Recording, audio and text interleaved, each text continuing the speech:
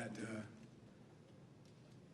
if you wanted to get anything done with Jim, you went to his wife.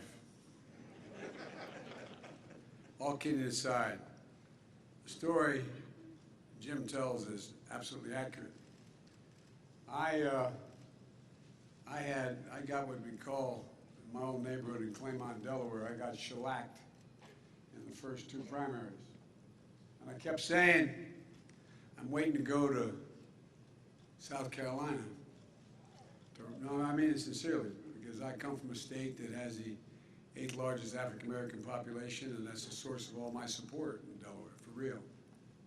And I got down here, and things were moving pretty slow. And I remember Miss Emily kept saying to me, and I heard her say it to Jim, we should be for Biden. And she's an incredible woman. I'll speak about her a little bit. But, you know, not only did we win, I think we won every single district.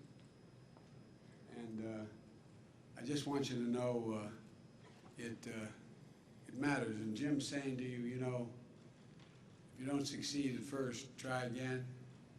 Well, a lot of you have already figured out that you can do anything you want to do if you set your mind to it. But one of the things that most people don't focus on anymore is there an awful lot of people like Jim, like me, like Ms. Emily, like a lot of you, who no one expected to do something significant. I come from a family raised in a 3-bedroom split-level home with 4 kids, a dad, mom, and a grandpa. We were fine, don't get me wrong. We weren't up by our bootstraps, but we were, I guess, technically lower middle class economically. And I used to stutter really badly.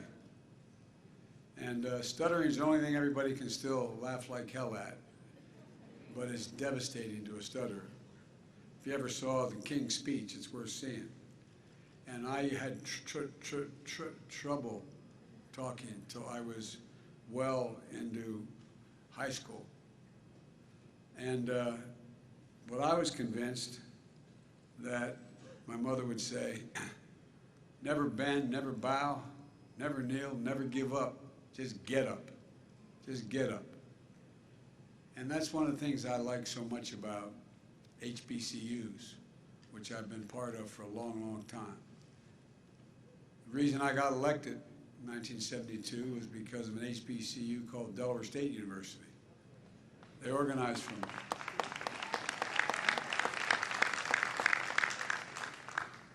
So, folks, you're inheriting an incredible tradition graduating from this university.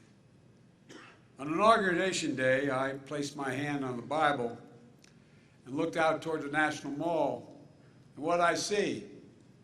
I saw a South Carolina State baseball cap.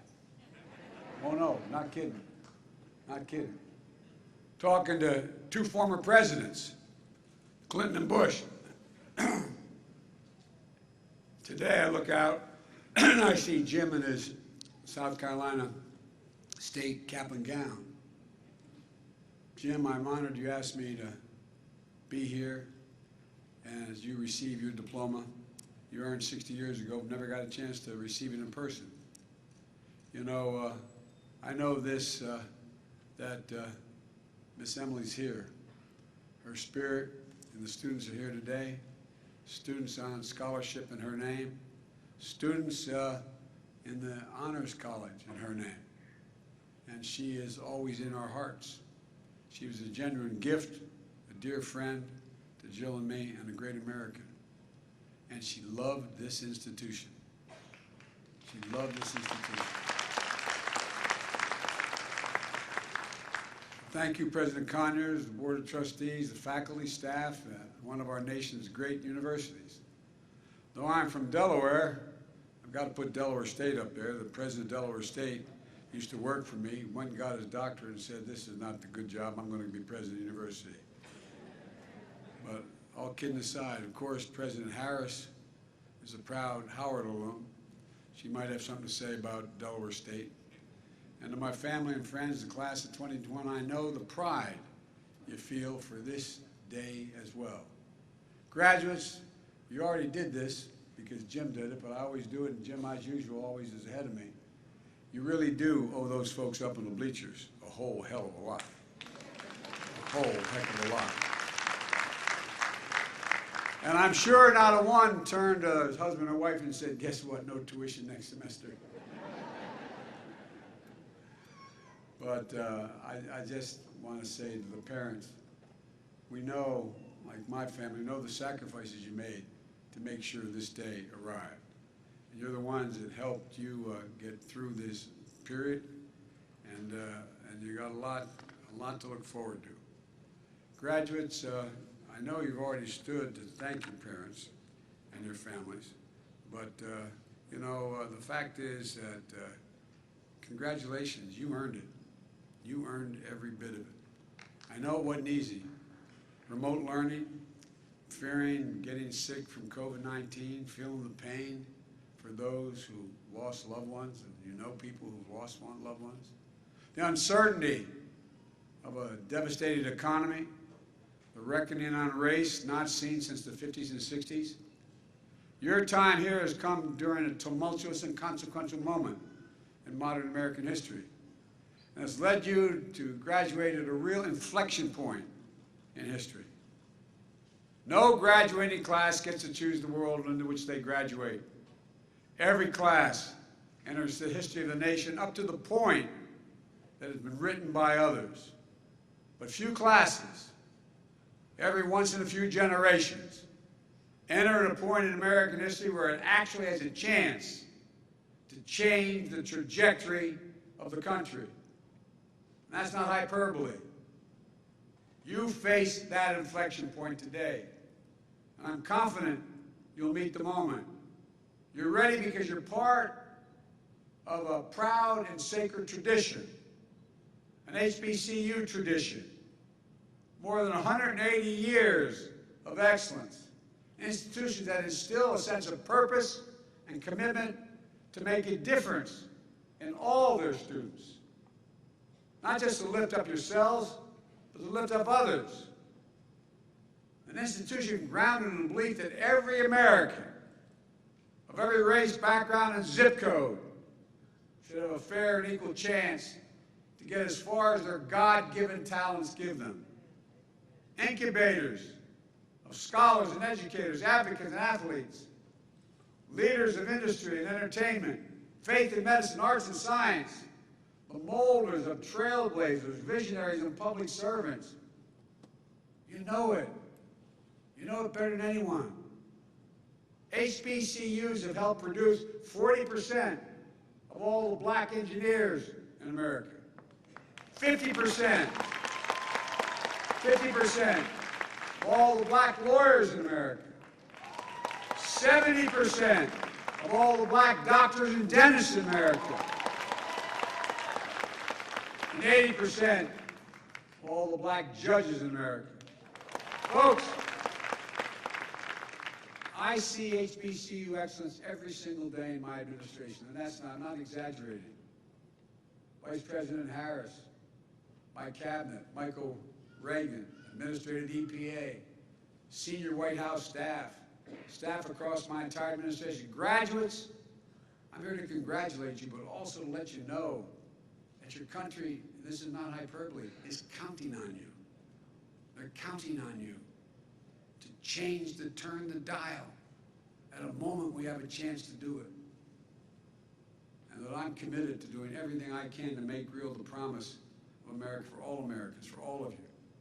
That's why my administration has delivered $5 billion so far to HBCUs just this year. Just this year. And more to come. Because there's nothing you're unable to do if you have the product. If you have the laboratories, if you have, well, a lot of these HBCUs aren't endowed like these other universities. For South Carolina State, it helped to help clear the balances of more than 2,500 students in student debt. It helps students weather financial hardships caused by the pandemic and stay in school. It financed the Residence Hall, the largest in South Carolina, And that's why we're working to increase, and we will get it done with Jim's help in the House, Pell Grants by another $1,500, so particularly black students and lower income families can attend community college, four-year schools, and black universities, HBCUs. That's why I'm proposing a historic investment to create and expand HBCU programs in high-demand fields like cybersecurity, engineering, and healthcare. These are the big-paying jobs getting out now. But too many HBCUs don't have the laboratories, don't have the capacity. They have the intelligence, they have the intellectual capacity, but they don't have the research dilemma in front of them. We're going to create new research and development labs to prepare students for jobs in the future and establish HBCU research hubs all across this nation. I also reestablished the President's Board of Advisors on HBCUs, led by a friend of mine, Dr. Tony Allen, President of Delaware State University. As I said, used to work at my staff to engage the private sector to advance HBCUs. It's beginning to happen. I think your president will tell you. Vice President Harris is in constant contact with leaders of the Divine Nine. I signed an executive order to advance HBCU excellence across the administration in everything from policies to funding. And part of that effort includes recognizing outstanding HBCU student scholars, like your student government president we just heard from, Giovanni. Congratulations. But there's always more we can do. We're going to lead the way just as Jim has led the way. What makes Jim so effective as the highest ranking Southern African American ever in the House of Representatives is Jim never forgets where he came from. Don't you ever forget where you came from. That's your secret power. You understand? There's no one more effective who knows how to get things done than someone who understands the need to get things done and the people who need it. I mean it. Who understands what folks are going through. That's Jim, and that's many of you, and that was me graduating years ago. With the infrastructure law I just wrote and signed into the law, and that Jim did so much to pass, we're going to create better jobs for millions of people to rebuild our roads, highways, bridges, cities, small towns, rural communities. It means more opportunities for black businessmen, black contractors, black engineers, building black communities back to where they have to be. And I mean it. So if you don't know the community, it's hard to know what it needs. It means every American, every child being able to turn on a faucet and drink clean water because we're going to rip up every lead pipe in America. And something that Jim has really championed. It means everyone should be able to access high-speed internet, urban, suburban, and rural. Graduates, you lived it. No student should have to go to a coffee shop or a fast food restaurant to get the internet so they can do their homework. We're going to make sure it never happens again. This is the United States of America, for God's sake. And in criminal justice reform, we need it from top to bottom. I believe we need judges who understand the experience of the people where they come from. That's why I'm proud I appointed more black women to the federal bench and the circuit courts, and more former public defenders to the bench than any administration in American history. The previous record was 3 black women in 8 years. We've confirmed 4 in less than 8 months, and there's more we can do. There will be lawyers and judges who will be in charge, who understand real people and the needs of people. On police reform, I share the frustration, and I know the family well. George Family Justice Act and Policing Act. I know the family well. It's not been passed in the Senate, but the fight's not over. Despite Republican obstructionism in this bill, we've made changes to the federal law enforcement policies that I have the ability to do with the stroke of a pen. The Justice Department has banned chokeholds, restricted no-knock warrants, required federal agents to wear and activate body cameras. It also ending the Justice Department's use of private prisons, rescinding previous administration requirements that U.S. attorneys seek the harshest penalties. The Justice Department has opened a pattern and practice investigation into systemic misconduct of police departments in Phoenix, Louisville, Minneapolis, Mount Vernon, New York. But we're just getting started. This administration will continue to fight for meaningful police reform in Congress and through additional executive actions. And you will be our next generation of elected officials, police chiefs, civil rights leaders, leading the way. See what just happened in New York City? First black woman head of the police department.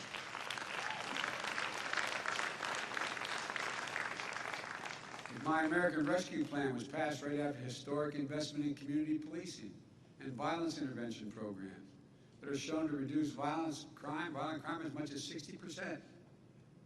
We don't have to spend less money, we have to spend more money on police to give them the kind of help they genuinely need. Why is a police officer showing up to the suicide threat, someone trying to jump off a building? We need more social workers there. We need more psychologists there. They need help. They're basically good people to prevent violence in the first place. We're expanding summer programs and job opportunities and other services to keep young people safe and set them up for success. We're helping formerly incarcerated people re-enter their communities. Somebody gets out of jail now after serving their time. What do they get? They get a bus ticket and 25 bucks. And they end up under the same bridge that got them there in the first place. So I'm going forward to make sure that everything that's available to anybody else is available to them, notwithstanding the fact they'd already served their time. We're going to reinstate access to Pell Grants, job training, apprenticeships, proven pathways to a better life. We need you. We need you to lead a lot of these efforts. We're also working to stem the flow of firearms and rogue gun dealers to curb epidemics of gun violence in this country. No greater victims than the black communities. We talk about these massive shootings. Well, guess what? There's a massive shooting every day in urban America. The number of lives that are taken. But you'll lead the way as community leaders, educators, faith leaders, nonprofit leaders. So my daughter's doing right now, she's a social worker. She's heading up Boys and Girls Clubs all across the country. You got to give people alternatives. You got to give them a reason to think they can make it. We're also going to use the federal government's purchasing power to unlock billions of dollars in new opportunities for devastated small businesses, including minority-owned small businesses to access government contracts. The goal I've set is 50% increase in the number of minority contracts going to minority firms by the year 2025. Because folks, what did we learn? We learned there's no difference between a black entrepreneur and a white entrepreneur in success, except the black entrepreneur usually doesn't have a lawyer, usually doesn't have someone who is going to be there, an accountant, to get it all set up. Their idea is as profound, but the help is missing. You'll be the entrepreneurs and business owners accessing that opportunity and reinvesting in your communities. On housing, it isn't right. If a builder goes out and builds the exact same home on two different sides of an interstate, one in an all-white neighborhood and one in an all-black neighborhood, same exact home, the moment the last screw or bolt was put into that home and somebody occupies it, the black home is worth 20% less than the white home. The moment. You live in a black community, you have a better driving record, someone lives in an all-white community. Same automobile, your insurance is going to be higher. It isn't right. That home owned by a black family is appraised at a lower rate. At the same time, the home owned by the white family is raised more. We're aggressively taking on housing discrimination. How do folks make it to the middle class from working class circumstances? And many of you have done that. Many of your parents have. You build equity in your home. That's how 90% of the folks make it to the middle class. They get an opportunity to own a home and they build equity in a home. Allows them to borrow against later, to send their kids to school, to do a whole range of things. And you're going to be the ones having to lead the way, not the ones just benefiting. You're the ones going to have to lead the way because you understand. Maybe most important of all, we have to protect that sacred right to vote, for God's sake. Think about it. I got started in politics because of the civil rights movement. I noticed some of you were looking at it, I thought you were wondering, how does he know the black national anthem? Well, because I sat in a black church after going to 7 o'clock mass, I'm happen to be a practicing Catholic, at 10 o'clock on the east side, getting ready to go out and desegregate restaurants and movie theaters in my state. Well, guess what? I've never seen anything like the unrelenting assault on the right to vote. Never. I don't think any of you have on this stage ever seen it. Not a joke. And folks, you know, as John Lewis said, it is the only, without the right to vote, there is no democracy. It's not just about who gets to vote or making it easier as we used to try to do to make people eligible to be able to vote. It's about who gets to count the vote, whether your vote counts at all. Folks, I was chairman of the Judiciary Committee for a long time. At the end of my stint, before I became vice president, I was able to pass the extension of the Voting Rights Act for 25 years, and guess what? And convinced Strom Thurmond of South Carolina to vote for it. No, not a joke. I thought we're finally beginning to move. But this new sinister combination of voter suppression and election subversion, it's un-American, it's undemocratic, and sadly it is unprecedented since Reconstruction. Vice President Harris is leading the efforts for us, but on the anniversary of Bloody Sunday, I directed every single federal agency in the United States government to promote access to voting, and each agency is heading and heeding the call. For example, the Department of Veterans Affairs is going to make it easy for veterans and their families to register to vote. You know why? Because we're going to use VA facilities, and they're going to open them up for everybody, and nobody's going to stop anybody. But across the board, in addition, the Justice Department, my Justice Department has doubled the voting rights enforcement staff, challenging the onslaught of state laws undermining the right to vote. We've supported Democrats fighting for voting rights bills since day one of our administration, making sure that we have unanimous support among Democrats in the Senate, which we do. But each and every time it gets to be brought up, that other team blocks the ability even to start to discuss it. That other team. It used to be called the Republican Party. But this battle's not over. We must pass the Freedom to Vote Act and the John Lewis Voting Rights Act. We must. We're going to keep up the fight until we get it done, and you're going to keep up the fight, and we need your help badly. And finally, we continue to confront the oldest and darkest forces in this nation, hate and racism.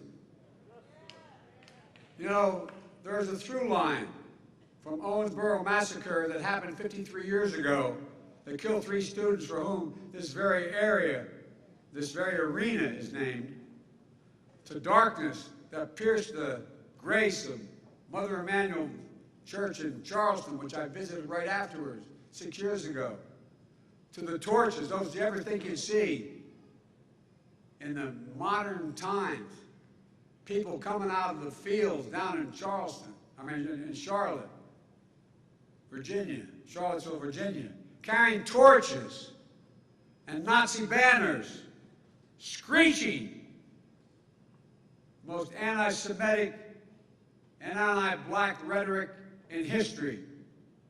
Hundreds and hundreds of them. And when asked, the guy who had this job before, when asked what he thought about it, he said, well, there's some very good people there. Hell, very good people. They're racist, they're fascist. And folks, that was 4 years ago. I never thought I'd see that in my career. The violent and deadly insurrection on Capitol Hill 11 months ago on January the 6th. I'm going to say something self-serving. I'm supposed to know an awful lot about foreign policy. I've known every major world leader in the last 40 years. I've spoken to over 140 heads of state since I become president. You know what they'll ask me? Is America going to be all right? What about democracy in America? Did you ever think you'd be asked that question by another leader? I'm not exaggerating, gentlemen. Leader of China, Xi Jinping, who I've met with more than any other world leader, and Putin, both are very straightforward. Say democracies can't function in the 21st century because things are too complicated. They move too fast in time to get a consensus which democracies require. That's why autocracies will rule the day. Folks, this is a troublesome time, but it's a significant opportunity. Jim and I have engaged in civil rights work for our entire careers, and more consequential than me.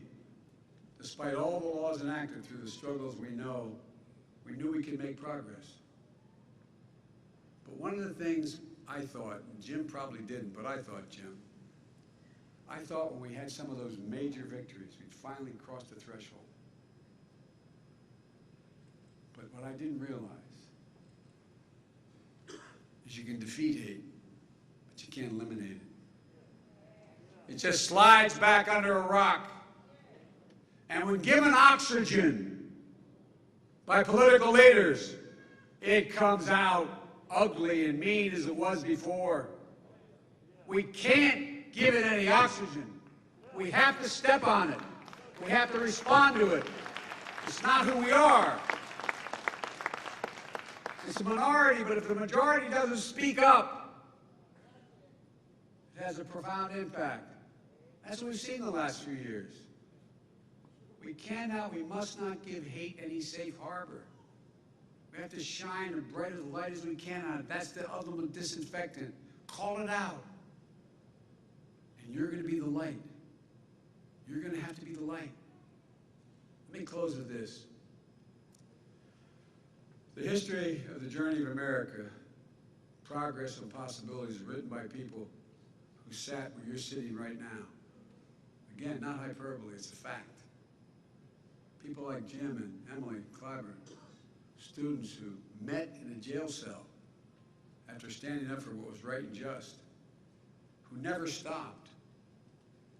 In 1961, they were you. Now in 2021, you are them. You're part of one of the most gifted. This, again, is not hyperbole. Listen to me, and I'm being precise. You're part of the most gifted, tolerant, talented, and the single best educated generation in all of American history. You are.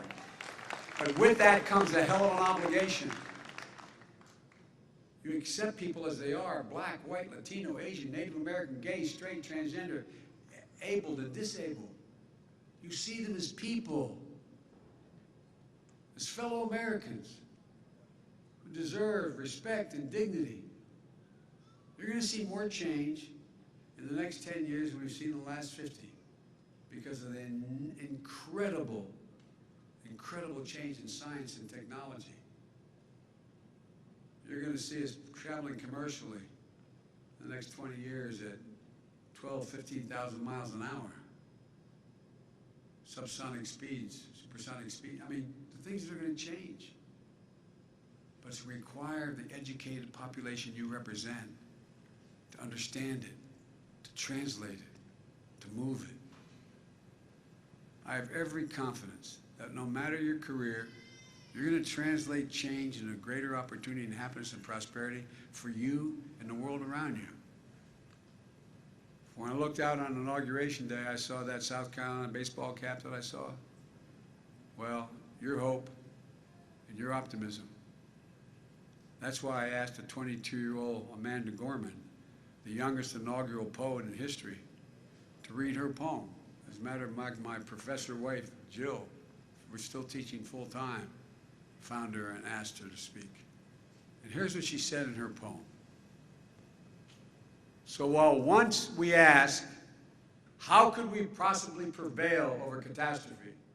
Now we assert, how could catastrophe possibly prevail over us? We'll not march back to what was, but move on to what shall be. A country that is bruised but whole, benevolent but bold, and fierce and free. That's who we are. That's who you are, the class of 2021. I'm not joking. That's us. That's America. We face that inflection point that's going to change the course of history, and I'm counting on you to meet the moment. It's an enormous opportunity, an enormous opportunity. Because I truly believe someone standing at a podium like this at this university 40 years from now is going to be talking about, did we meet the moment? This moment. Just like there's other moments in our history. Did we meet the moment in World War I? Did we meet the moment? And we go down the list. It's going to determine what happens in the next 5 to 10 years. It's going to determine what it's going to look like 50 years from now. I'm counting on you. I really am. I'm not kicking off the responsibility, but I'm counting on you. Congratulations to all of you. Merry Christmas and happy holidays. I say to the military, God bless you all, and may God protect our troops, fellas and ladies.